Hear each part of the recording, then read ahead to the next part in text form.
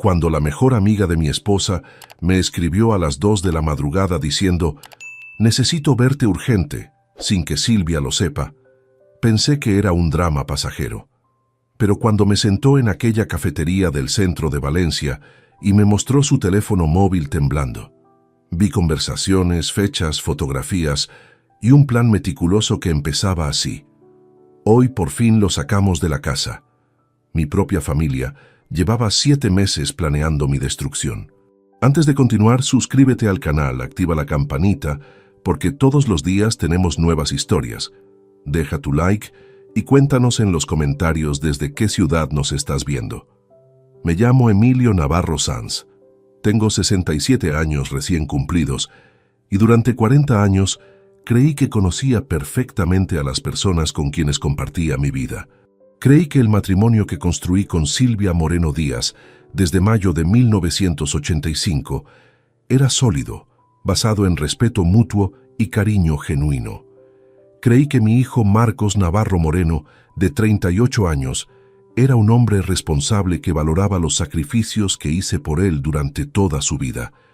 Creí en la familia, en la lealtad, en esos valores que mis padres me enseñaron cuando era apenas un niño creciendo en las calles estrechas de Valencia. Pero todo lo que creía se derrumbó en una sola noche. Era viernes 12 de octubre de 2023. Recuerdo la fecha exacta porque ese día había celebrado discretamente el aniversario de la apertura de mi antigua farmacia, el negocio que heredé de mi padre y que dirigí durante 35 años, hasta jubilarme hace 5. Silvia había salido temprano esa mañana diciendo que tenía cita con el médico para revisión de rutina, y Marcos llevaba semanas sin visitarnos, alegando exceso de trabajo en su empresa de consultoría tecnológica. Yo estaba en casa, solo, leyendo tranquilamente en el salón cuando mi teléfono móvil vibró sobre la mesa. Eran exactamente las 2:14 de la madrugada. El nombre que apareció en la pantalla me sorprendió profundamente. Beatriz Ruiz Ortega. Beatriz era la supuesta mejor amiga de Silvia desde hacía más de 20 años. Se conocieron en un curso de cerámica artística en el Centro Cultural del barrio y desde entonces eran inseparables. Tomaban café juntas todos los jueves, viajaban ocasionalmente a Madrid para ver exposiciones de arte, se llamaban casi diariamente para charlar sobre banalidades que yo nunca terminaba de comprender. Pero entre Beatriz y yo siempre hubo una distancia extraña, una frialdad cortés que nunca logramos superar pese a los años de convivencia social en reuniones familiares y cenas organizadas por Silvia. El mensaje era breve pero inquietante. «Emilio, necesito hablar contigo urgentemente, a solas, sin que Silvia lo sepa. Por favor, es importante. Mañana a las 4 de la tarde en la cafetería Azahar, cerca de la Plaza de la Virgen. No me ignores, te lo ruego». Leí el mensaje 3 veces seguidas intentando encontrarle sentido. ¿Por qué la mejor amiga de mi esposa querría verme en secreto? ¿Qué podía ser tan urgente que no podía esperar hasta el día siguiente en horario normal? ¿Por qué específicamente pedía que Silvia no lo supiera? Mi primer impulso fue despertar a Silvia, mostrarle el mensaje y preguntarle directamente qué estaba pasando. Pero algo en el tono desesperado de aquellas palabras me detuvo. Había una vulnerabilidad ahí, un ruego genuino que raramente había visto en Beatriz, siempre tan compuesta y segura de sí misma. Respondí brevemente: «Estaré ahí». No pude dormir el resto de la noche. Di vueltas en la cama mientras Silvia roncaba suavemente a mi lado, completamente ajena a mi inquietud. Intenté imaginar qué podría querer decirme Beatriz. Quizás tenía problemas matrimoniales con su esposo y necesitaba consejo. Quizás había descubierto que Silvia tenía algún problema de salud grave que me ocultaba. Quizás era algo relacionado con dinero, alguna inversión fallida o deuda que necesitaba resolver discretamente. Jamás, ni en mis peores suposiciones, imaginé la verdad que estaba a punto de descubrir. El sábado transcurrió con lentitud agónica. Silvia pasó la mañana ordenando armarios y hablando por teléfono con una amiga sobre no sé qué problema con una vecina del edificio. Yo fingí normalidad absoluta. Desayuné tranquilo. Leí el periódico como todos los fines de semana. Salí a caminar media hora por el parque del barrio, pero mi mente no paraba de dar vueltas sobre ese mensaje nocturno. A las 3:30 de la tarde, le dije a Silvia que tenía que salir para encontrarme con Javier Molina Vega, mi abogado de confianza desde hacía más de 20 años, para revisar unos papeles del seguro médico. Era mentira, pero necesitaba una excusa creíble. Silvia apenas levantó la vista del móvil donde estaba escribiendo mensajes y murmuró distraída: «Vale, no tardes mucho que esta noche cenaremos temprano». La cafetería Azahar estaba ubicada en una calle lateral cerca de la Plaza de la Virgen, un lugar discreto que frecuentaban principalmente turistas despistados y estudiantes universitarios. Llegué 10 minutos antes de las 4 y me senté en una mesa del fondo, lejos de las ventanas. Pedí un café solo que apenas toqué mientras esperaba nervioso. Beatriz llegó puntual. La vi entrar mirando hacia todos lados con evidente tensión, como si temiera ser seguida. Llevaba gafas de sol enormes pese a que el día estaba nublado, y su rostro mostraba señales claras de falta de sueño. Cuando me vio, se dirigió rápidamente a la mesa y se sentó frente a mí sin siquiera saludar. «Gracias por venir», susurró con voz quebrada. No sabía a quién más acudir. «¿Qué está pasando, Beatriz?», pregunté directamente. «Tu mensaje me preocupó mucho». Ella no respondió inmediatamente. Sacó su teléfono móvil del bolso con manos temblorosas, lo desbloqueó y me lo extendió sobre la mesa. En la pantalla había una conversación de WhatsApp. «Lee esto», dijo con lágrimas comenzando a formarse en sus ojos. «Lee todo y después te explico». Tomé el teléfono con cautela y comencé a leer. Los primeros mensajes parecían banales, conversaciones normales entre Silvia y Marcos sobre horarios y compromisos familiares. Pero conforme avanzaba hacia atrás en el historial, las palabras comenzaron a transformarse en algo completamente diferente. Y entonces lo vi. Un mensaje de Silvia a Marcos fechado el 28 de marzo de 2023. «Ya hablé con el doctor Romero. Dice que con los informes médicos que le proporcionemos puede hacer un diagnóstico de deterioro cognitivo severo. Nos costará 5.000 euros, pero vale la pena». Mi corazón comenzó a latir violentamente. Seguí deslizando la pantalla hacia arriba con dedos que comenzaban a temblar. Cada nuevo mensaje era una puñalada más profunda en el pecho. No podía creer lo que estaban leyendo mis ojos, pero ahí estaba, escrito con la frialdad de quien planea algo perfectamente calculado. Mensaje de Marcos, 30 de marzo. «¿Estás segura de que funcionará? No quiero que nos descubra antes de tiempo». Respuesta de Silvia. «Tranquilo, tu padre es demasiado confiado, nunca sospecha nada. Llevamos 40 años juntos y jamás ha dudado de mí ni una sola vez». Sentí náuseas. La mujer con quien había compartido 4 décadas de vida, la madre de mi único hijo, hablaba de mí como si fuera un estorbo, un objetivo a eliminar. Levanté la vista hacia Beatriz, que me observaba con expresión devastada. «Sigue leyendo», murmuró ella limpiándose las lágrimas. «Hay más, mucho más». Volví a concentrarme en la pantalla. Los mensajes se multiplicaban, fechados a lo largo de abril, mayo, junio de 2023. Era una conversación continua, metódica, donde madre e hijo discutían cada detalle de su plan macabro como si estuvieran organizando unas simples vacaciones familiares. 5 de abril, Silvia. Hablé con Beatriz. Ella aceptó testificar que te ha visto desorientado, confundido con las fechas, repitiendo las mismas historias. Le pagaremos 10.000 euros cuando todo termine. Mi estómago se contrajo violentamente. Miré a Beatriz con ojos llenos de incredulidad y dolor. Ella asintió lentamente, incapaz de sostener mi mirada. Yo acepté al principio, confesó con voz rota. Silvia me dijo que era por tu propio bien, que estabas desarrollando demencia senil y que necesitaban protegerte de ti mismo. Me convenció de que sería temporal, solo hasta que firmaran unos papeles importantes. Pero después comencé a ver mensajes que me hicieron dudar de todo. ¿Qué mensajes?, pregunté con voz apenas audible. Beatriz tomó el teléfono de mis manos y buscó otra conversación. Esta era entre Silvia y una tal Patricia Soler, nombre que no reconocí inmediatamente. 10 de junio, Silvia. Patricia, necesito que me consigas los formularios para internación involuntaria en centros psiquiátricos privados, los que se usan cuando el paciente representa peligro para sí mismo o para terceros. Patricia. ¿Estás hablando en serio? Esos documentos requieren firmas de 2 médicos independientes y un juez. Silvia. Por eso necesito contactos, gente que entienda que a veces hay que actuar rápido por el bien del enfermo. El dinero no es problema. Patricia. Te va a costar mínimo 20.000 euros conseguir ese tipo de colaboración. Silvia. Perfecto. Cuando tengamos el patrimonio de Emilio bajo control, recuperaremos eso y mucho más. Solté el teléfono sobre la mesa como si quemara. Mi respiración se había vuelto agitada, errática. Todo mi cuerpo temblaba de rabia e incredulidad. ¿Patrimonio bajo control? ¿Internación involuntaria? Mi propia esposa planeaba encerrarme en un psiquiátrico usando documentos falsificados.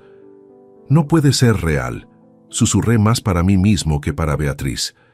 Tiene que ser algún malentendido terrible. No hay malentendido, Emilio, respondió ella con firmeza inesperada. Llevo 3 meses leyendo estas conversaciones, sintiéndome cada vez más enferma. Al principio intenté convencerme de que Silvia actuaba por preocupación genuina, que tal vez tú realmente necesitabas ayuda y yo no lo veía. Pero entonces, Beatriz volvió a tomar el teléfono y me mostró otro intercambio. Este era del 23 de julio, apenas 3 meses atrás. Marcos. Mamá, ¿de verdad crees que papá no se dará cuenta cuando empecemos a mover el dinero? Silvia. Tu padre es un ingenuo que siempre ha confiado ciegamente en mí. Manejo todas las cuentas bancarias desde hace años. Él ni siquiera revisa los extractos mensuales. Cuando nos demos cuenta, ya habremos transferido lo suficiente para pagar tus deudas y asegurar nuestro futuro. Marcos. ¿Y si se resiste a la internación? Silvia. Para eso están los sedantes y el personal especializado. Una vez dentro de la clínica de Granada, firmará lo que sea necesario. Y si no lo hace voluntariamente, el doctor Romero ya tiene preparado el informe de incapacidad mental permanente. Las palabras danzaban frente a mis ojos. Incapacidad mental permanente. Clínica de Granada. Sedantes. Cada término era más aterrador que el anterior. No estaban planeando un simple engaño financiero. Estaban planeando destruir mi vida completamente, encerrarme lejos de todo y todos, borrarme como si nunca hubiera existido. ¿Cuándo? Logré articular finalmente. ¿Cuándo planeaban hacer esto? Beatriz respiró hondo antes de responder. Su rostro mostraba una mezcla de culpa, miedo y determinación que jamás había visto en ella. 23 de enero de 2024, dijo con claridad dolorosa. El día de tu cumpleaños número 68. Silvia lo eligió específicamente porque dijo que la edad lo haría parecer más creíble, más natural, que nadie sospecharía nada si un hombre de casi 70 años comenzaba a mostrar signos de deterioro mental. El golpe emocional fue tan brutal que casi no pude respirar. Mi propio cumpleaños. El día que debería celebrar otro año de vida, ellos lo habían elegido como fecha para mi destrucción final. Había una crueldad calculada en esa decisión que trascendía cualquier cosa que pudiera haber imaginado. ¿Por qué?, pregunté con voz quebrada. ¿Por qué Silvia haría esto? ¿Por qué Marcos? Yo les he dado todo. Trabajé durante 35 años en esa farmacia para darles una vida cómoda. Nunca les negué nada. Pagué la universidad privada de Marcos, sus viajes al extranjero, su primer apartamento. ¿Por qué me harían algo así? Beatriz tomó mis manos sobre la mesa. Las suyas estaban heladas, temblando tanto como las mías. Por dinero, Emilio. Solo por dinero, respondió con amargura absoluta. Marcos tiene deudas enormes, 60.000 euros en apuestas deportivas online. Un prestamista violento lo está amenazando, le ha dado plazo hasta febrero próximo o irá tras su familia. Silvia vio en tu patrimonio la solución perfecta para salvar a su hijo. Pero yo los habría ayudado, protesté desesperado. Si Marcos me hubiera dicho que tenía problemas, Habríamos buscado una solución juntos. Soy su padre, por el amor de Dios. Ellos no querían tu ayuda, Emilio. Querían tu dinero sin condiciones, sin explicaciones, sin consecuencias, explicó Beatriz con dureza. Y Silvia vio la oportunidad de tomar todo para ella y su hijo, de deshacerse de ti permanentemente. Me hundí en la silla completamente devastado. 40 años de matrimonio reducidos a esto. Un hijo que había criado con amor incondicional, dispuesto a encerrarme en un psiquiátrico por dinero. Una esposa que nunca me había amado realmente, que solo esperaba el momento adecuado para destruirme. ¿Por qué me lo cuentas ahora?, pregunté finalmente a Beatriz. ¿Por qué cambiar de bando después de aceptar participar? Ella cerró los ojos y 2 lágrimas rodaron por sus mejillas. Porque ya no puedo vivir con esto. Beatriz abrió su bolso con movimientos nerviosos y sacó un sobre manila grueso que colocó frente a mí sobre la mesa de la cafetería. Sus manos seguían temblando visiblemente mientras lo empujaba hacia mi dirección. Esto es lo que me hizo despertar definitivamente, dijo con voz cargada de remordimiento. Hace 2 semanas, Silvia me invitó a su casa cuando supuestamente tú habías salido a caminar. Me pidió que firmara un documento como testigo de tu comportamiento errático. Dijo que era rutinario, algo preventivo por si algún día realmente necesitabas ayuda médica. Abrí el sobre con dedos torpes. Dentro había varias hojas impresas en papel oficial con membrete de un bufete legal que no reconocí. El primer documento llevaba fecha del 15 de septiembre de 2023, apenas un mes atrás. Lo leí con creciente horror mientras cada palabra se clavaba como un cuchillo en mi pecho. Era una declaración jurada donde Beatriz Ruiz Ortega, supuesta amiga cercana de la familia desde hacía 20 años, atestiguaba haber presenciado múltiples episodios donde yo, Emilio Navarro Sanz, mostraba signos alarmantes de deterioro cognitivo severo. Según el texto, me había visto olvidar nombres de personas conocidas, repetir las mismas anécdotas 3 o 4 veces en la misma conversación, perderme regresando a casa desde el supermercado del barrio y mostrar episodios de agresividad verbal sin provocación aparente. Todo era mentira, absolutamente todo. Jamás me había perdido, jamás había olvidado nombres importantes, jamás había sido agresivo con nadie. Pero ahí estaba, redactado con lenguaje técnico convincente, listo para ser presentado ante cualquier autoridad médica o judicial como prueba irrefutable de mi incapacidad mental. Yo firmé esto, confesó Beatriz con vergüenza lacerante. Firmé sabiendo que era falso, convenciéndome de que Silvia tenía buenas intenciones. Me pagó 5.000 euros en efectivo ese mismo día. Dijo que serían 10.000 más cuando todo terminara. Continué revisando el sobre. Había más documentos, todos igualmente aterradores. Un informe médico preliminar firmado por un tal doctor Alberto Romero García, neurólogo según el membrete, donde describía síntomas de demencia temprana, basándose en entrevistas con familiares cercanos. Yo jamás había visitado a ese médico. Nunca había oído su nombre en toda mi vida. Era completamente inventado, fabricado para construir un expediente falso que justificara mi internación forzosa. Pero lo peor estaba en las últimas páginas. Eran fotografías impresas, docenas de ellas, tomadas durante los últimos meses sin mi conocimiento. Yo saliendo de casa por la mañana, comprando el periódico en el kiosco de la esquina, sentado en el banco del parque alimentando palomas, entrando a la farmacia donde trabajaba mi sobrina para saludarla brevemente. Imágenes completamente inocentes de mi rutina diaria, pero acompañadas de anotaciones manuscritas con letra que reconocí inmediatamente como la de Marcos. 13 de mayo, 9:30 de la mañana. Sujeto deambula sin rumbo fijo por el parque durante 40 minutos. Posible desorientación espacial. 27 de junio, 11:15. Sujeto permanece sentado en banco público sin actividad aparente durante 1 hora. Comportamiento compatible con apatía severa. 5 de agosto, 16:40. Sujeto olvida compras en supermercado y debe regresar 3 veces. Evidente fallo en memoria de corto plazo. Cada anotación convertía momentos normales de mi vida en síntomas inventados de enfermedad mental. Mi hijo me había estado siguiendo durante meses, fotografiando cada movimiento, fabricando un expediente completo de supuesta locura donde solo existía la vida tranquila de un jubilado de 67 años, disfrutando su tiempo libre. ¿Cómo pudiste participar en esto?, exploté finalmente, incapaz de contener la rabia que bullía en mi interior. ¿Cómo pudiste mirarme a los ojos en las cenas familiares sabiendo que estabas ayudándolos a destruirme?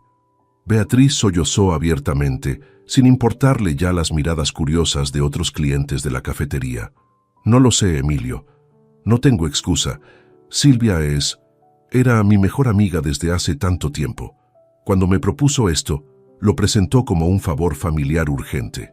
Me dijo que tú estabas enfermo realmente, pero te negabas a aceptarlo, que necesitaban intervenir antes de que te hicieras daño o dilapidaras todo el patrimonio en malas decisiones.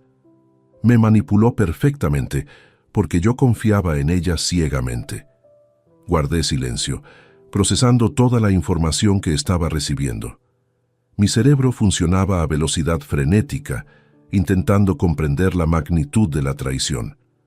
No era solo Silvia, no era solo Marcos. Era una conspiración completa que involucraba médicos corruptos, abogados sin escrúpulos, documentos falsificados y testigos pagados. Habían construido un caso entero contra mí con la eficiencia de una operación criminal profesional. ¿Qué te hizo cambiar de opinión finalmente?, pregunté cuando logré controlar mi voz. Beatriz sacó su teléfono nuevamente y buscó otra conversación. Esta era reciente, del 5 de octubre de 2023, apenas una semana atrás. «Leí esto», dijo simplemente. Era un intercambio entre Silvia y Marcos donde discutían los últimos preparativos.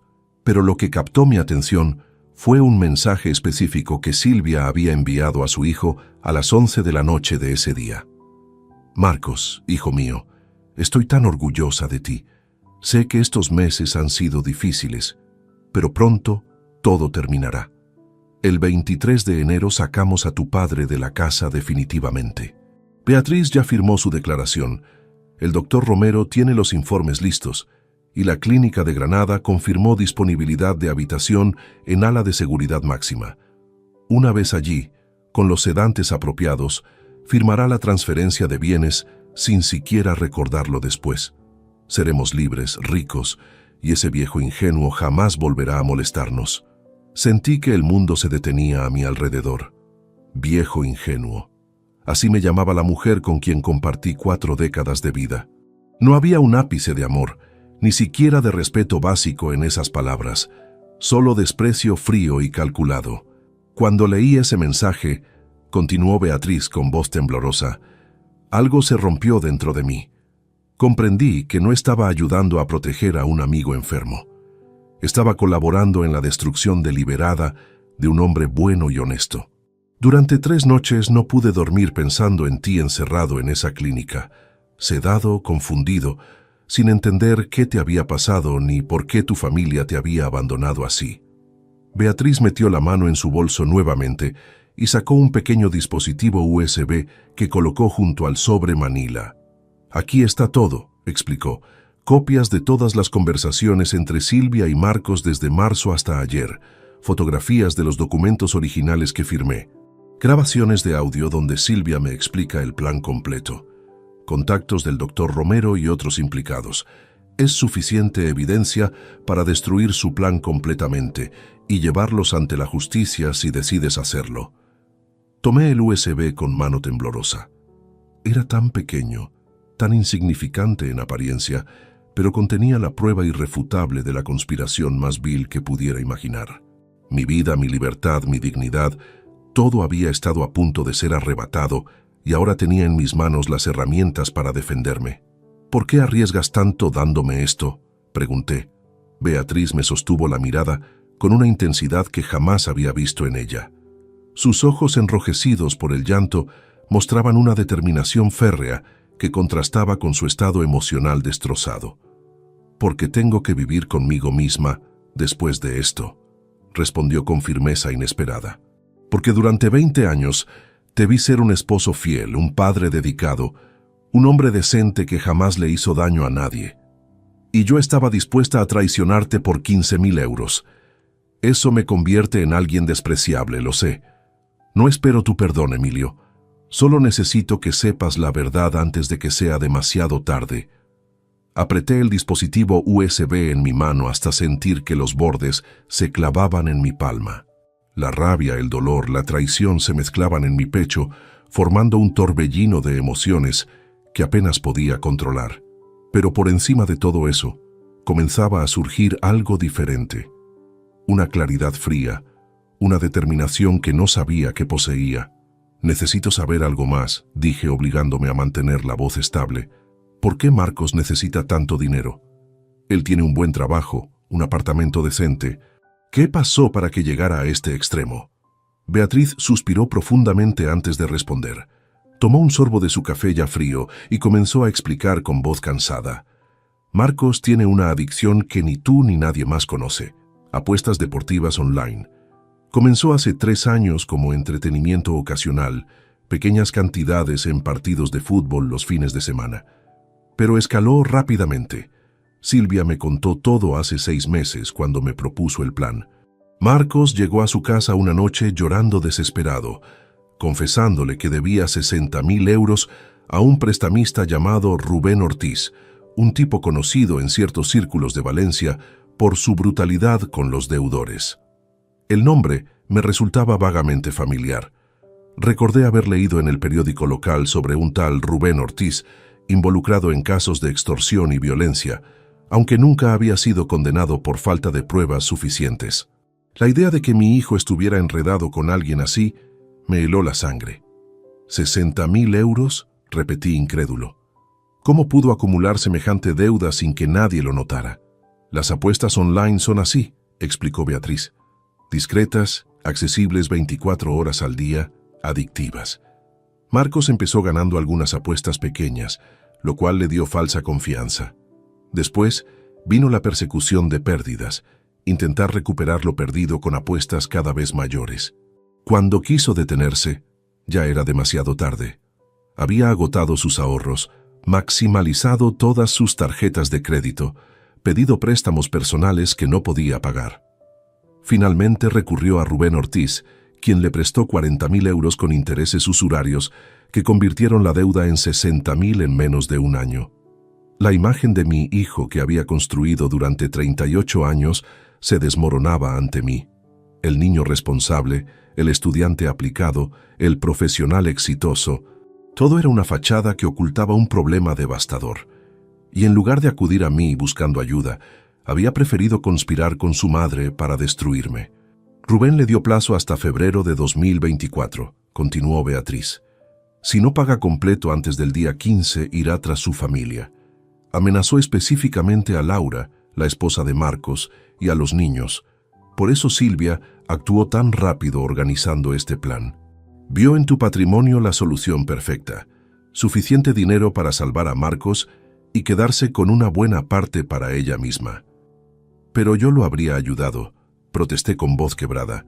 Si Marcos hubiera venido a mí con honestidad, habríamos encontrado una forma de solucionar esto juntos. No habría condenado a mis nietos a vivir amenazados. Ellos no querían tu ayuda con condiciones, Emilio. No querían tus consejos, tu supervisión, tu decepción. Querían el dinero sin rendir cuentas a nadie, respondió Beatriz con amargura. Y Silvia vio la oportunidad perfecta de resolver el problema de Marcos mientras se deshacía de ti permanentemente. 2 pájaros de un tiro, como ella misma lo expresó en uno de sus mensajes. Me recosté en la silla, sintiendo que el peso de toda esa información amenazaba con aplastarme. Durante 40 años había trabajado incansablemente para construir un patrimonio modesto, pero sólido. La farmacia heredada de mi padre la convertí en un negocio próspero que nos dio estabilidad económica. Invertí sabiamente en 2 propiedades pequeñas que ahora valían aproximadamente 300.000 euros en total. Nunca fui rico, pero siempre tuve la satisfacción de saber que mi familia vivía cómodamente gracias a mi esfuerzo. Y ahora descubría que esa misma familia por la cual sacrifiqué tanto planeaba arrebatarme todo usando los métodos más viles imaginables. ¿Cuánto sabe Laura de esto?, pregunté refiriéndome a mi nuera. ¿Está involucrada en el plan? Beatriz negó con la cabeza. Según lo que escuché, Laura no sabe nada. Marcos le oculta tanto las deudas como la conspiración. Silvia insistió en mantenerla completamente ajena porque teme que Laura podría oponerse o, peor aún, contártelo todo. Tu nuera siempre te ha tenido aprecio genuino. Eso, al menos, era un pequeño consuelo. Laura, mi nuera desde hacía 8 años, siempre había sido amable y respetuosa conmigo. Me dolía pensar que vivía engañada junto a un hombre capaz de traicionar así a su propio padre. ¿Qué vas a hacer ahora?, preguntó Beatriz con cautela. ¿Vas a confrontarlos directamente? La pregunta flotó en el aire entre nosotros mientras mi mente trabajaba frenéticamente. Mi primer impulso era volver a casa inmediatamente, enfrentar a Silvia con toda la evidencia y exigir explicaciones. Quería gritar, romper cosas, descargar 4 décadas de rabia acumulada en esos pocos minutos de descubrimiento. Pero algo me detuvo, una vocecita en el fondo de mi conciencia que susurraba prudencia, que me recordaba años de experiencia dirigiendo un negocio donde las decisiones impulsivas raramente terminaban bien. Si los enfrentaba ahora, sin preparación adecuada, podrían destruir evidencia, inventar coartadas, manipular la situación para convertirme a mí en el villano. No, si iban a jugar sucio, yo tendría que ser más inteligente. No voy a confrontarlos todavía, respondí lentamente, mientras la idea tomaba forma en mi cabeza. Voy a hacer algo que jamás pensaron que sería capaz de hacer. ¿Qué cosa?, preguntó Beatriz intrigada. La miré directamente a los ojos y por primera vez desde que comenzó esta pesadilla, sentí una chispa de control sobre mi propia vida. Voy a protegerme, voy a reunir más evidencia. Y cuando llegue el momento adecuado, voy a destruir su plan tan completamente que jamás puedan volver a amenazarme. Beatriz asintió lentamente, reconociendo la determinación en mi voz. ¿Necesitas mi ayuda? Ya me ayudaste más de lo que puedo expresar, respondí sinceramente. Regresé a casa esa tarde con el dispositivo USB guardado en el bolsillo interior de mi chaqueta, sintiendo su peso como si transportara un explosivo. Silvia estaba en la cocina preparando la cena, tarareando una canción, mientras picaba verduras con movimientos mecánicos. La escena era tan cotidiana, tan normal, que por un momento dudé de la realidad de lo que acababa de descubrir. ¿Cómo te fue con Javier?, preguntó sin siquiera voltear a mirarme. La mención del nombre de mi abogado me dio una idea súbita. Javier Molina Vega había sido mi asesor legal desde hacía más de 20 años. Lo conocí cuando compré mi primera propiedad de inversión y desde entonces manejaba todos mis asuntos legales. Era discreto, eficiente y sobre todo absolutamente confiable. Bien, solo revisamos algunas cosas del seguro. Mentí con una facilidad que me sorprendió a mí mismo. Tengo que volver a verlo el lunes para firmar unos papeles adicionales. Murmuró Silvia distraídamente.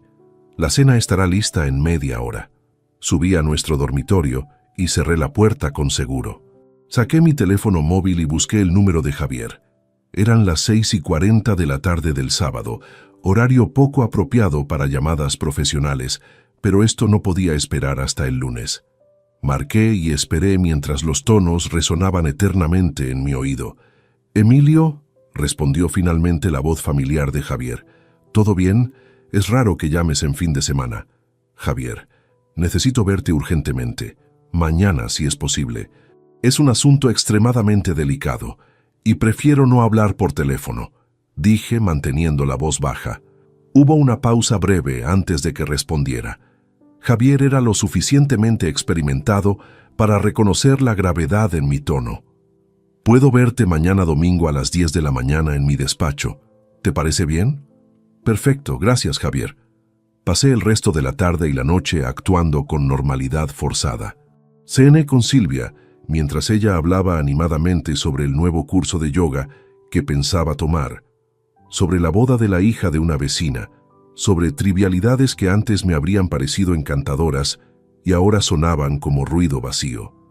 Cada vez que la miraba, veía no a la mujer con quien compartí 40 años, sino a una extraña calculadora planeando mi destrucción.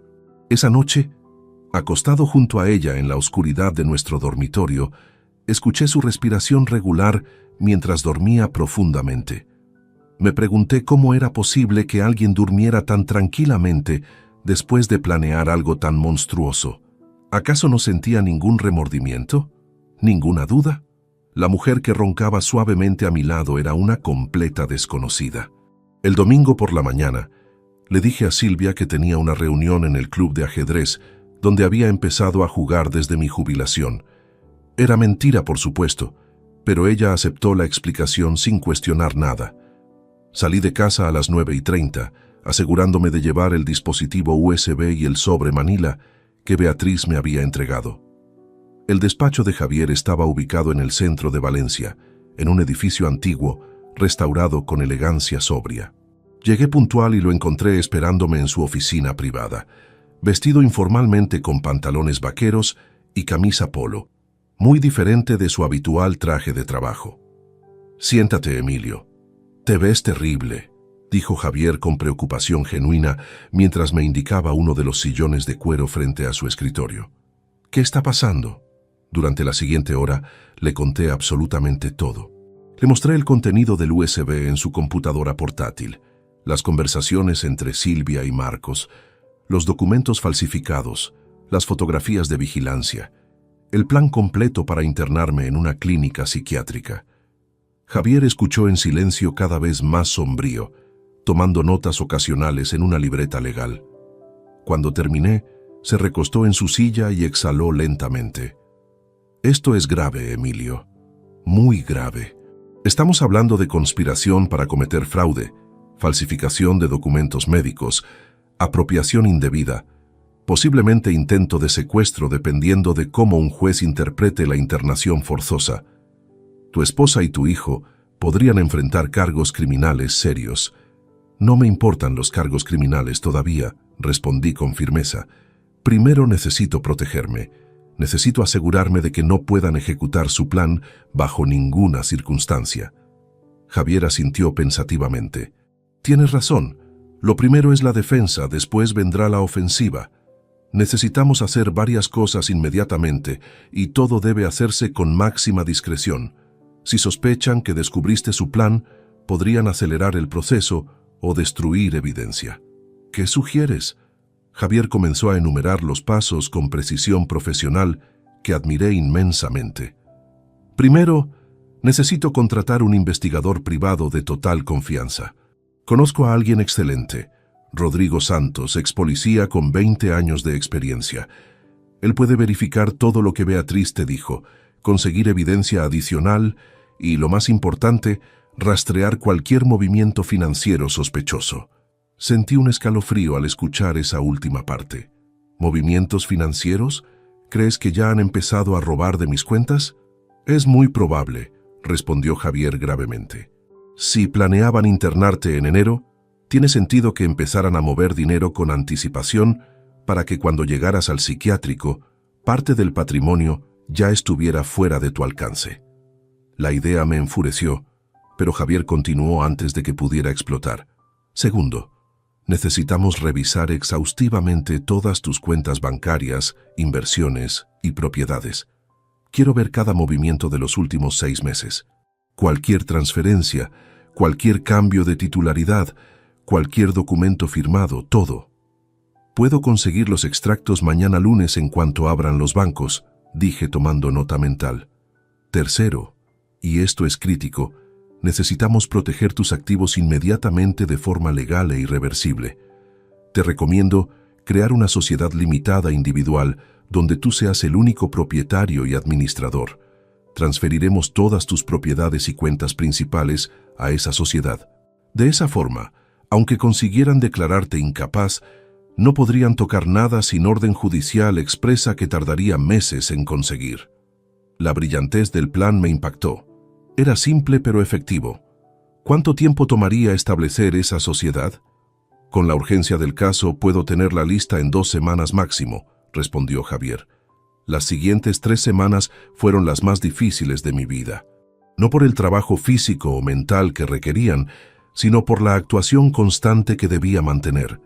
Cada mañana me levantaba junto a Silvia, desayunábamos juntos mientras ella leía revistas de decoración y yo fingía interés en sus comentarios sobre cortinas nuevas para el salón.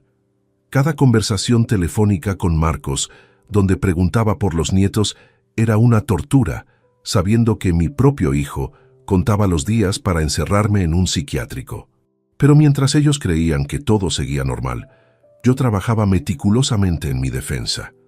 Rodrigo Santos, el investigador que Javier contrató, resultó ser extraordinariamente eficiente. En solo 5 días me entregó un informe devastador. Silvia había abierto una cuenta bancaria conjunta con Marcos el 18 de septiembre de 2023, apenas 3 semanas antes de que Beatriz me revelara todo. Para hacerlo, había falsificado mi firma en una procuración notarial, usando documentos que ella misma preparó con un software de edición digital. Pero lo peor vino cuando revisamos mis cuentas principales. 45.000 euros habían sido transferidos gradualmente desde mi cuenta de ahorros de toda la vida hacia esa nueva cuenta conjunta. Transferencias de 5.000, 7.000, 3.000 euros realizadas durante agosto, septiembre y octubre, siempre en horarios donde yo no solía revisar mis movimientos bancarios.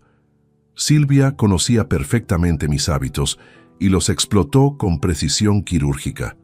El 28 de octubre, domingo por la tarde, ocurrió algo que cambiaría completamente mi estrategia.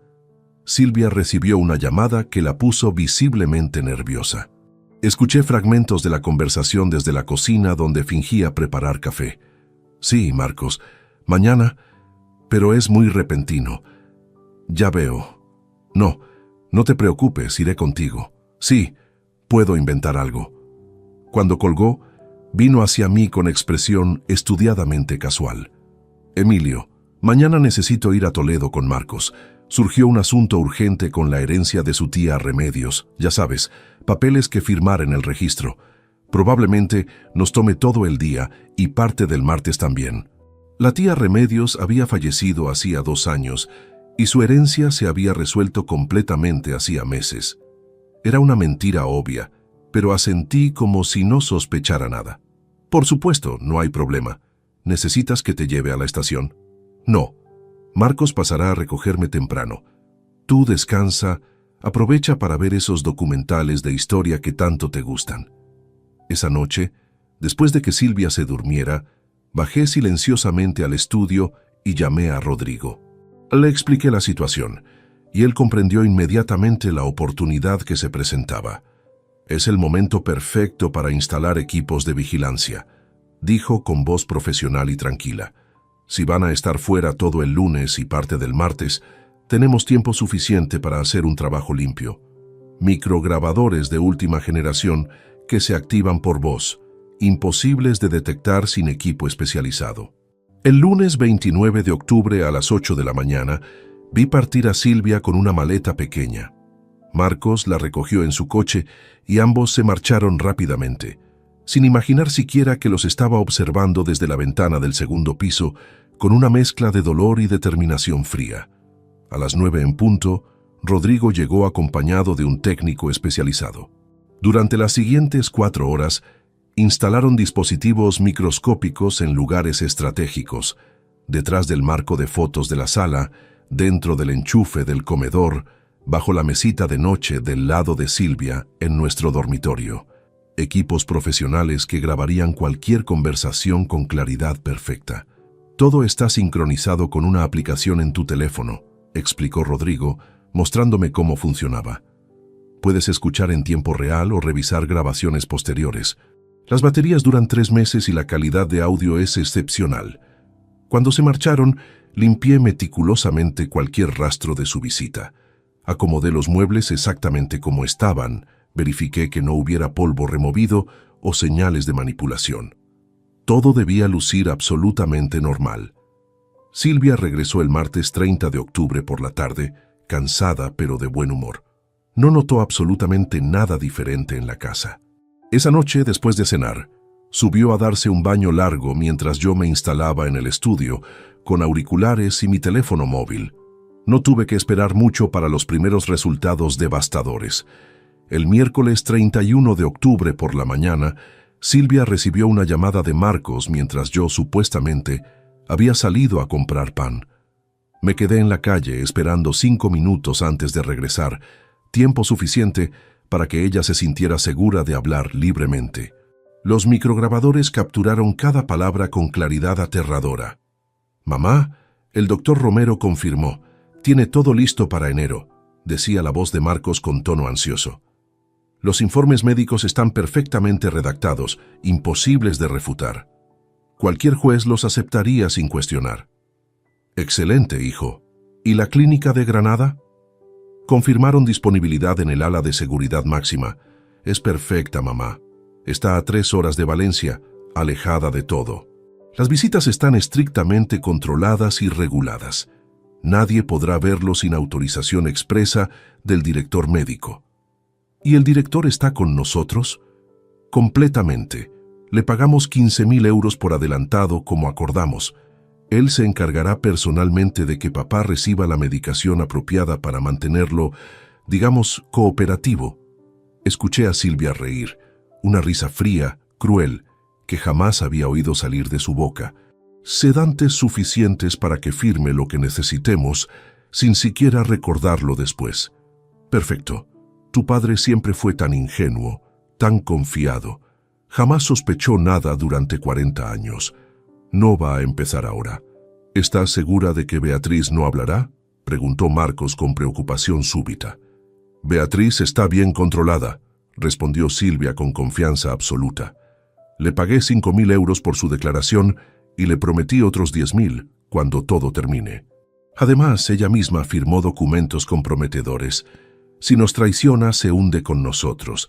No dirá nada». Cerré los ojos sintiendo cómo la traición de Beatriz cobraba nueva dimensión. Ella me había dado la información, sí, pero solo después de haber participado activamente durante meses. Su arrepentimiento llegó demasiado tarde, cuando su conciencia finalmente pesó más que el dinero prometido. «¿Y si papá se resiste físicamente el día que lo llevemos?», insistió Marcos.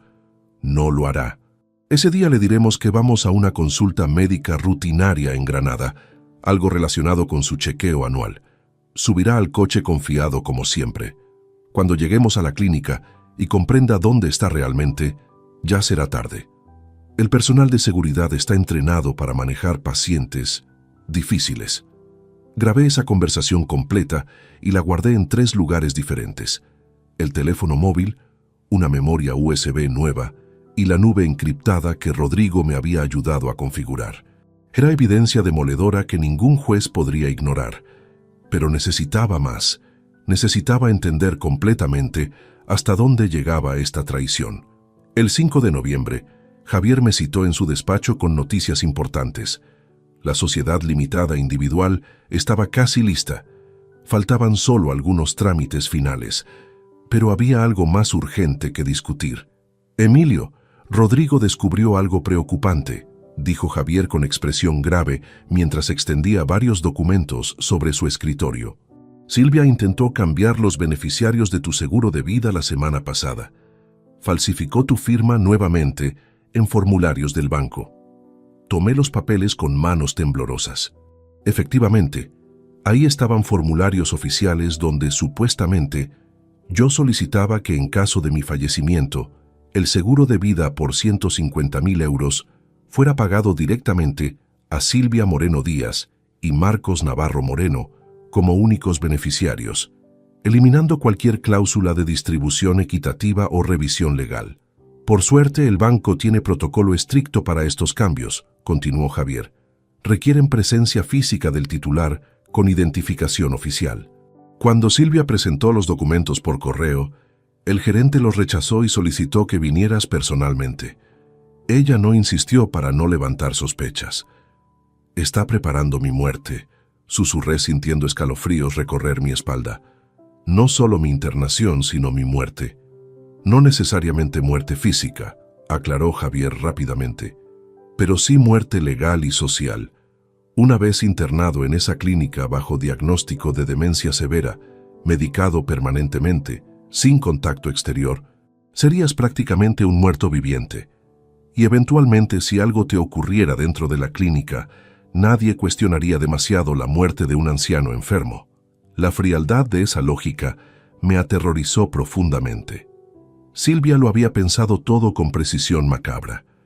Durante esos días de noviembre, mientras acumulaba evidencia tras evidencia, me volví experto en la actuación. Cada mañana interpretaba el papel del esposo confiado e ingenuo. Preguntaba a Silvia sobre su día.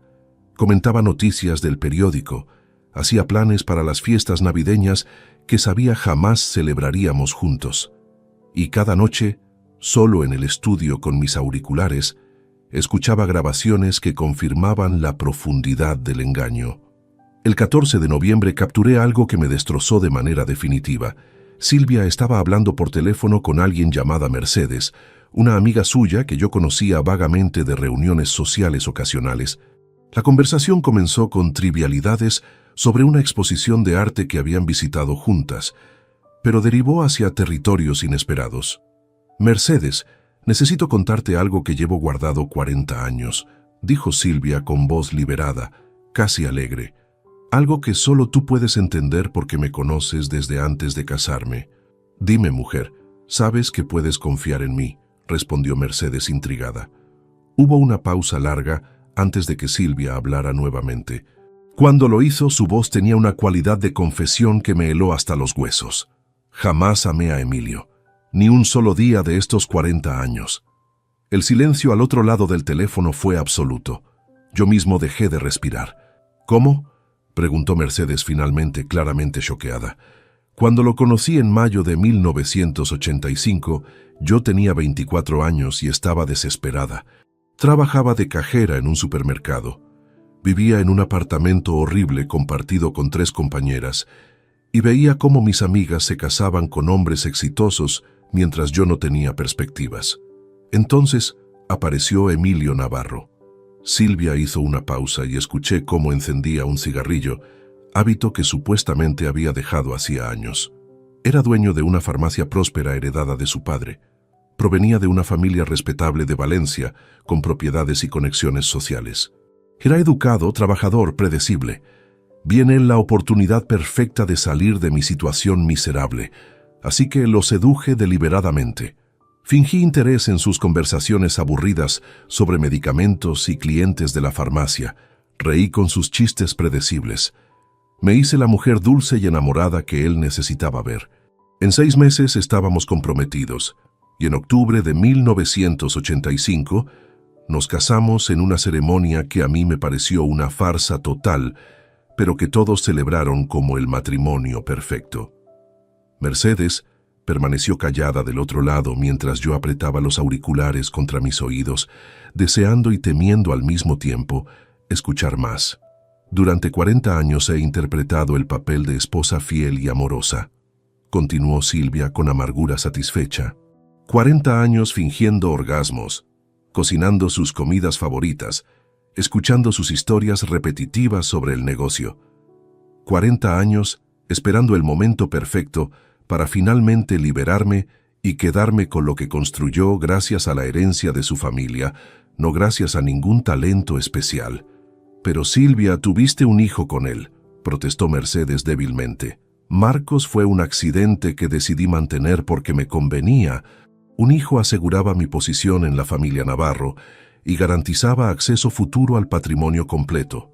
Lo crié, por supuesto, pero siempre supe que eventualmente sería mi aliado contra Emilio cuando llegara el momento oportuno. Cada palabra era un golpe brutal contra todo lo que había creído durante 4 décadas. Mi matrimonio, mi familia, mi vida entera habían sido una mentira cuidadosamente construida desde el primer día. Silvia jamás me amó. Marcos fue concebido como herramienta de manipulación futura. Todo fue teatro calculado. «¿Y ahora qué vas a hacer?», preguntó Mercedes con curiosidad morbosa. «Ahora voy a terminar lo que comencé hace 40 años. En enero lo internamos, conseguimos control total del patrimonio, pagamos las deudas de Marcos y finalmente seré libre». libre de fingir, libre de ese matrimonio sofocante, libre para vivir los años que me quedan como yo decida. Guardé esa grabación con manos temblorosas. Era la confesión más completa y devastadora que podía haber obtenido. No solo admitía el plan actual, sino que revelaba 4 décadas de engaño premeditado. Cualquier juez que escuchara esto vería claramente la naturaleza calculadora de Silvia. El 20 de noviembre, Javier me confirmó que la sociedad limitada estaba finalmente establecida. Durante las siguientes 2 semanas, trabajamos metódicamente transfiriendo cada activo importante a la nueva empresa. Las 2 propiedades de inversión que valían aproximadamente 220.000 euros en total. Mi cuenta principal de ahorros con 75.000 euros restantes después del robo de Silvia. Inversiones menores en bonos y acciones por aproximadamente 30.000 euros. Todo quedó protegido legalmente bajo la estructura empresarial donde yo era único propietario y administrador. Incluso si conseguían declararme incapaz mentalmente, necesitarían orden judicial específica para acceder a esos fondos, proceso que tomaría meses y requeriría audiencias donde mi verdadero estado mental quedaría expuesto. El 1 de diciembre me senté con Javier en su despacho para planear el siguiente paso crucial. «Tenemos evidencia abrumadora», dijo revisando carpetas llenas de documentos, transcripciones de grabaciones y análisis forenses de firmas falsificadas. Conversaciones donde admiten el plan completo, confesión de Silvia sobre 40 años de matrimonio fraudulento, pruebas de robo bancario, documentos médicos falsificados. Cualquier juez fallará a tu favor sin dudarlo. «¿Qué recomiendas hacer ahora?», pregunté sintiendo que nos acercábamos al momento definitivo. Javier se recostó en su silla, estudiándome cuidadosamente. «Recomiendo confrontación directa pero controlada. No un arrebato emocional privado donde puedan manipular la situación o destruir evidencia. Una reunión formal con presencia de autoridad legal que establezca registro oficial de todo lo dicho». «¿Cómo sería eso exactamente?». «Convocas una reunión familiar urgente. Les dices que necesitas comunicar decisión importante sobre testamento o herencia, algo que los motive a venir sin sospechar. Yo estaré presente como tu abogado con un escribano oficial que documentará todo. Entonces presentas la evidencia completa, anuncias las acciones legales que tomarás y estableces claramente que su plan fracasó rotundamente». La idea me gustó. Tenía elegancia judicial apropiada para la magnitud de la traición. «¿Cuándo?». «Sugiero viernes 15 de diciembre. Es fecha lo suficientemente cercana a sus planes de enero para que estén relajados y confiados, pero te da tiempo de prepararte emocionalmente». Acepté. Los siguientes días fueron extraños. Sabía que se acercaba el momento de la verdad, pero debía seguir actuando normalidad absoluta. El 10 de diciembre, durante una cena aparentemente tranquila, mencioné casualmente a Silvia mi intención. «He estado pensando en el testamento últimamente», dije mientras cortaba mi bistec. «Creo que es momento de actualizarlo formalmente. Me gustaría reunir a la familia este viernes 15 para discutir algunos detalles importantes». Silvia levantó la vista de su plato con interés apenas disimulado. «¿Qué tipo de detalles?». «Quiero asegurarme de que todo esté claro sobre la distribución de bienes cuando yo falte. Marcos debe estar presente también. Es importante que ambos conozcan mis decisiones finales». Vi el brillo en sus ojos. Creyó que finalmente iba a firmar el testamento que llevaban meses esperando, el documento que les daría acceso legal a todo. «Me parece excelente idea, Emilio. Llamaré a Marcos hoy mismo para confirmarlo». Esa noche escuché la llamada entre madre e hijo a través de los micrograbadores. «Marcos, tu padre quiere reunirnos el viernes para hablar del testamento. Creo que finalmente va a firmarlo». «¿Estás segura, mamá? ¿No sospecha nada?». «Para nada. Está actuando completamente normal. Esto es perfecto, hijo. Si firma el testamento a nuestro favor ahora, ni siquiera necesitaremos esperar hasta enero. Será mucho más simple». Sonreí amargamente al escuchar su confianza ciega. El viernes 15 de diciembre llegó finalmente. Era un día frío de invierno, con cielo gris amenazando lluvia. Javier llegó a las 6 de la tarde, acompañado de un escribano oficial llamado Roberto Fuentes y 2 testigos imparciales que trabajaban en su bufete. Silvia y Marcos llegaron a las 7 en punto de la tarde, puntuales y visiblemente animados. Mi esposa vestía un traje elegante azul marino que reservaba para ocasiones importantes, y mi hijo llevaba camisa blanca recién planchada con corbata. Ambos lucían como si asistieran a una celebración, no a su propia destrucción. «¿Javier? ¿Qué hace él aquí?», preguntó Silvia con primera nota de alarma en su voz cuando vio a mi abogado sentado en el salón principal junto al escribano y los testigos. «Es una reunión legal formal», respondí con voz tranquila que contrastaba con el huracán de emociones en mi pecho. «Necesitamos testigos oficiales para lo que voy a comunicarles esta noche».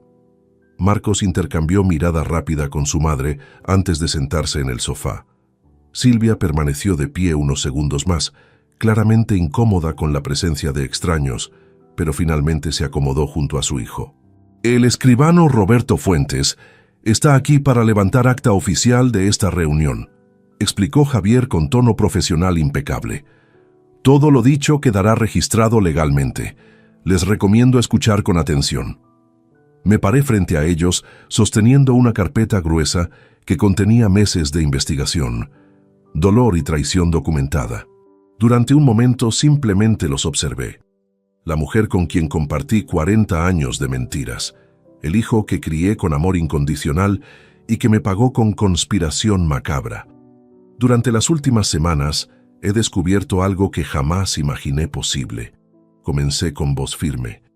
Descubrí que mi propia familia, las personas en quienes deposité mi confianza absoluta, han estado planeando meticulosamente mi destrucción. Vi cómo la sangre abandonaba el rostro de Silvia. Marcos se puso rígido instantáneamente.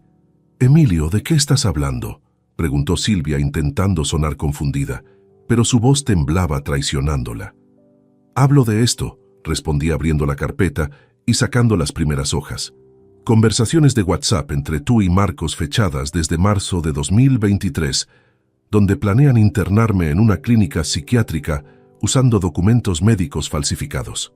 Conversaciones donde discuten cómo drogarme, cómo mantenerme encerrado, cómo robar mi patrimonio completo».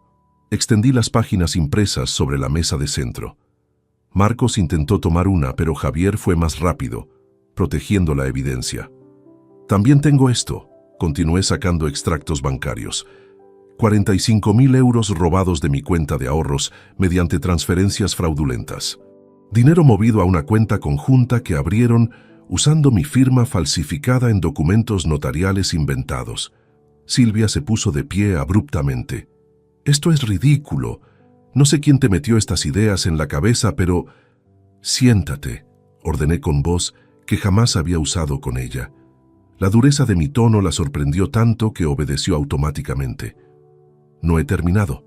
Saqué otro conjunto de documentos. «Aquí están los informes médicos falsos, preparados por el doctor Alberto Romero García, neurólogo que supuestamente me diagnosticó demencia severa. Jamás he visitado a ese hombre en mi vida. Los informes están fabricados completamente, basándose en testimonios inventados de familiares cercanos». «Papá, déjame explicarte», comenzó Marcos con voz desesperada. «No hay nada que explicar, Marcos. Tengo grabaciones de audio donde tú y tu madre discuten cada detalle del plan. Conversaciones donde se ríen de mí, donde me llaman viejo ingenuo, donde calculan exactamente cuánto dinero obtendrán una vez que me encierren. ¿Quieres que las reproduzca aquí frente al escribano?». El silencio que siguió fue absoluto. Marcos había palidecido completamente y Silvia miraba fijamente el suelo, incapaz de sostener mi mirada. Pero lo más devastador, continué sintiendo cómo la voz se me quebraba por primera vez, es esto. Saqué la transcripción de la conversación entre Silvia y Mercedes. La conversación donde confesaba 40 años de matrimonio fraudulento, donde admitía jamás haberme amado, donde revelaba que nuestro hijo fue concebido como herramienta de manipulación futura. 40 años, Silvia, 40 años compartiendo vida, cama, sueños, mientras tú fingías cada segundo. 40 años donde yo te amé genuinamente, mientras tú solo esperabas el momento apropiado para destruirme y quedarte con lo que construí. Silvia levantó la vista finalmente y vi en sus ojos algo que me heló la sangre. No arrepentimiento, no vergüenza, sino rabia pura porque su plan había sido descubierto. ¿Quién te contó?, exigió con voz fría. ¿Fue Beatriz? Esa maldita traidora. No importa quién me contó, interrumpí. Lo importante es que sé todo, cada detalle, cada mentira, cada movimiento que planeaban hacer. Javier se puso de pie en ese momento, asumiendo el control profesional de la situación. Emilio Navarro Sanz ha tomado medidas legales completas para protegerse, anunció formalmente mientras el escribano documentaba cada palabra. Primero, todo el patrimonio ha sido transferido legalmente a una sociedad limitada individual, donde él es único propietario y administrador. Segundo, se ha presentado demanda formal de divorcio por causa de fraude matrimonial y apropiación indebita. Tercero, se ha presentado denuncia criminal contra ambos por falsificación de documentos, intento de secuestro mediante internación forzosa y robo bancario. ¿Qué?, gritó Marcos poniéndose de pie violentamente. «Papá, no puedes hacer esto. Yo soy tu hijo». «Fuiste mi hijo», respondí con voz quebrada pero firme, hasta el momento en que decidiste que 60.000 euros en deudas de apuestas valían más que tu propio padre. Hasta el momento en que conspiraste con tu madre para drogarme, encerrarme y robarme todo lo que construí durante una vida de trabajo honesto. Marcos comenzó a llorar abiertamente, un espectáculo patético que no me conmovió en absoluto. Fue mamá, ella me obligó. Yo no quería hacer nada de esto. El prestamista amenazaba a Laura y los niños. Estaba desesperado, sollozaba intentando justificar lo injustificable. «Mentiroso», escupí con asco. «Tengo grabaciones donde te ríes de mí, donde describes con placer los sedantes que pensabas darme, donde calculas exactamente cómo dividir mi patrimonio. Nadie te obligó, Marcos, lo elegiste voluntariamente». Javier continuó con su exposición legal implacable. Cuarto punto: deserdación total e irrevocable de Marcos Navarro Moreno. Documento firmado y registrado oficialmente en notaría el día 10 de diciembre de 2023. Quinto punto: orden de restricción contra ambos, prohibiendo cualquier contacto directo o indirecto con Emilio Navarro Sanz bajo pena de arresto inmediato. Silvia finalmente reaccionó, perdiendo completamente la compostura. «No puedes quitarnos todo. Ese dinero es tanto mío como tuyo. Estuve casada contigo 40 años», gritó con histeria creciente. «Estuviste casada conmigo bajo pretensiones falsas», respondí con frialdad que me sorprendió a mí mismo.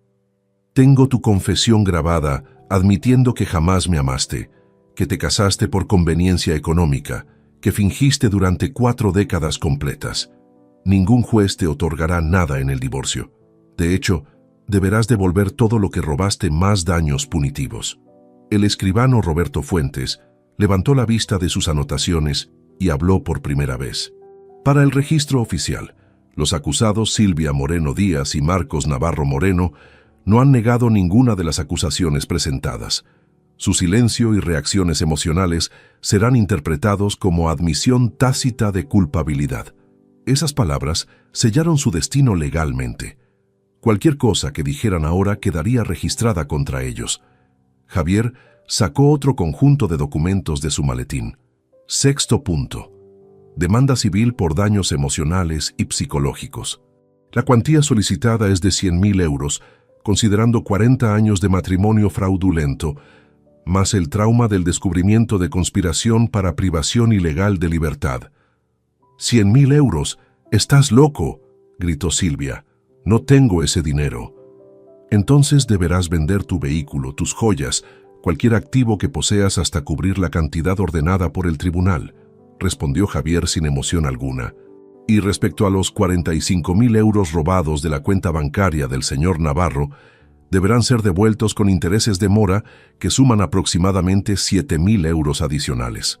Total a reintegrar, 52.000 euros en plazo no mayor a 60 días. Marcos se dejó caer en el sofá completamente derrotado. No tengo esa cantidad. El prestamista Rubén Ortiz me está buscando. Si no le pago antes del 15 de febrero próximo, cumplirá sus amenazas contra mi familia.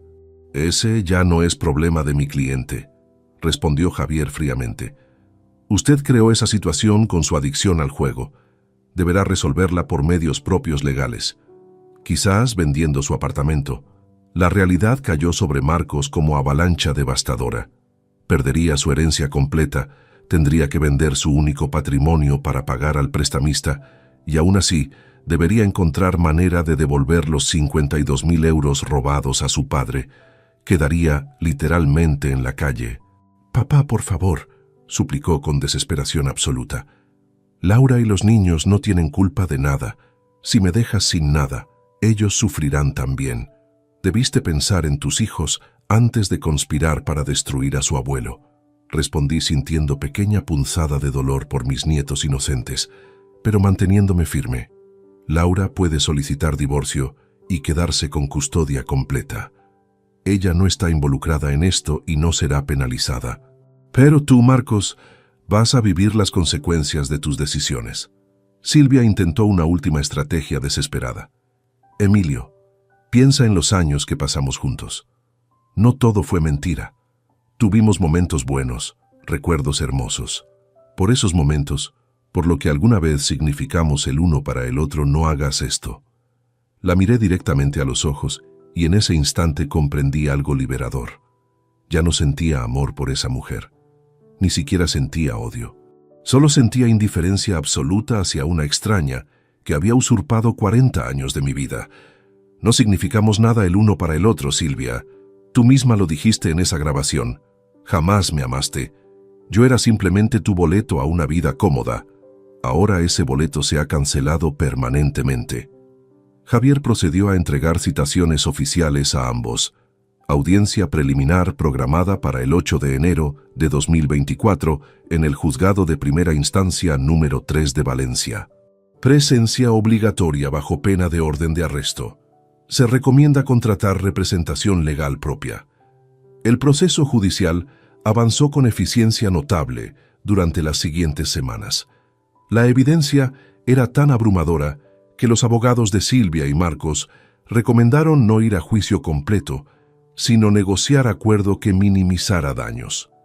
El 22 de enero de 2024, un día antes de la fecha que habían elegido para mi supuesta internación, se firmó el acuerdo final ante el juez. Silvia fue condenada a devolver los 52.000 euros robados en plazo de 30 días, bajo amenaza de embargo de sus bienes personales. Adicionalmente, debía pagar multa de 25.000 euros por falsificación de documentos públicos. El divorcio se otorgó inmediatamente, sin división de bienes matrimoniales, dado que el matrimonio se basó en fraude probado desde su inicio. Ella quedó además con antecedentes penales permanentes que destruyeron su reputación social en Valencia. Marcos enfrentó consecuencias aún más devastadoras. Perdió completamente su derecho a herencia futura mediante deserdación irrevocable registrada notarialmente. Fue condenado a 300 horas de servicios comunitarios por participación en conspiración criminal. Y lo más duro, tuvo que vender su apartamento de 100.000 euros para pagar a Rubén Ortiz y evitar que el prestamista cumpliera sus amenazas contra Laura y los niños. Laura, al descubrir todo, solicitó separación inmediata y se llevó a los pequeños a vivir con sus padres. Mi hijo quedó sin hogar, sin familia, sin futuro. Pero esta historia no termina con su castigo. Termina con mi renacimiento. El 3 de febrero de 2024, exactamente 2 semanas después del acuerdo judicial, tomé la decisión más valiente de mi vida. Vendí la casa familiar de Valencia, donde había vivido 40 años de mentiras. Vendí los muebles, los recuerdos falsos, todo lo que me ataba a ese pasado doloroso. Con el dinero de la venta más los 300.000 euros de mi patrimonio protegido, me mudé a Santander. ¿Por qué Santander? Porque jamás había estado allí con Silvia. Porque era ciudad costera hermosa en el norte de España, donde nadie me conocía, donde podía empezar absolutamente desde cero, sin el peso de miradas compasivas o rumores curiosos. Llegué en marzo con 2 maletas pequeñas y un corazón decidido a construir algo verdaderamente significativo. Durante las primeras semanas caminé por las playas de El Sardinero. Respiré el aire marino fresco, observé a las personas viviendo vidas normales sin traiciones ni conspiraciones. Lentamente, la herida comenzó a sanar. No porque olvidara lo que me hicieron, sino porque decidí conscientemente que no permitiría que esa traición definiera el resto de mi existencia. En abril, mientras tomaba café en una pequeña cafetería del barrio de Puerto Chico, conocí a Alberto Campos Prieto. Era un hombre de 70 años, viudo desde hacía 5, que había perdido a toda su familia en un accidente automovilístico 3 años atrás. Compartimos nuestras historias de pérdida y dolor y surgió entre nosotros una amistad genuina basada en comprensión mutua. ¿Sabes qué necesita esta ciudad?, me dijo Alberto una tarde mientras observábamos el atardecer sobre la bahía. Un lugar para personas como nosotros, gente mayor que ha perdido a sus familias, que se siente abandonada, que necesita recordar que todavía tiene valor y propósito. Esa conversación casual plantó la semilla de lo que se convertiría en mi mayor logro. En mayo de 2024, usando 200.000 euros de mi patrimonio, compré un edificio antiguo en el centro de Santander. Lo remodelamos completamente durante 2 meses con ayuda de arquitectos y trabajadores locales. El 1 de agosto inauguramos oficialmente Casa Renacer, un centro comunitario gratuito dedicado exclusivamente a personas mayores que habían sufrido abandono familiar, viudez traumática o soledad extrema. Ofrecíamos talleres de pintura, cerámica, escritura creativa, yoga adaptado. Teníamos biblioteca amplia, sala de juegos, cocina comunitaria donde preparábamos almuerzos compartidos 3 veces por semana. Pero lo más importante era el apoyo psicológico profesional que proporcionábamos sin costo alguno. Fue ahí donde conocí a Adriana López Serrano, psicóloga de 48 años, que se unió al proyecto como coordinadora voluntaria. Era divorciada, sin hijos, con pasión genuina por ayudar a personas en situaciones difíciles. Su empatía, su inteligencia, su risa contagiosa me conquistaron lentamente sin que yo lo buscara. El 23 de enero de 2025, exactamente un año después de la fecha que Silvia había elegido para mi internación forzosa, le propuse matrimonio a Adriana en la playa de El Sardinero durante un paseo al atardecer. Ella aceptó llorando de felicidad. Nos casamos en ceremonia íntima el 14 de febrero, rodeados de amigos nuevos que habíamos conocido en Casa Renacer. Por primera vez en 69 años, experimenté lo que era amar y ser amado genuinamente, sin mentiras, sin cálculos, sin segundas intenciones. Adriana me aceptó completo, con mi pasado doloroso, mis cicatrices emocionales, mis miedos, y yo la amé con la intensidad de quien finalmente comprende el valor real del amor verdadero. En junio de 2025, publiqué un libro titulado Reconstruir después de la traición. No era obra literaria pretenciosa, sino testimonio honesto de mi experiencia. Describía la conspiración familiar, el proceso de descubrimiento, las decisiones legales que tomé, pero sobre todo hablaba de la reconstrucción posterior, de cómo elegí no quedarme atrapado en amargura, sino transformar dolor en propósito significativo. El libro resonó profundamente con miles de personas. En 6 meses vendimos 80.000 copias. Recibí cartas conmovedoras de lectores que habían vivido traiciones similares y encontraron esperanza en mi historia. Di conferencias en universidades y centros comunitarios. Me convertí inesperadamente en voz para personas mayores que habían sido invisibilizadas o traicionadas por sus propias familias. Casa Renacer creció exponencialmente. Durante el primer año, ayudamos a 300 personas. El segundo año, alcanzamos 500. Expandimos servicios, incluyendo asesoría legal gratuita para adultos mayores, víctimas de abuso financiero familiar, programa de vivienda temporal para quienes habían perdido sus hogares, red de voluntarios jóvenes que adoptaban abuelos sin familia. Era octubre de 2025 cuando recibí el mensaje que jamás esperé. Un correo electrónico de Marcos, Si te gustó esta historia, dale like al video, suscríbete al canal y comparte tus impresiones en los comentarios. Para escuchar la próxima historia, haz clic en la caja de la izquierda. Gracias por vernos.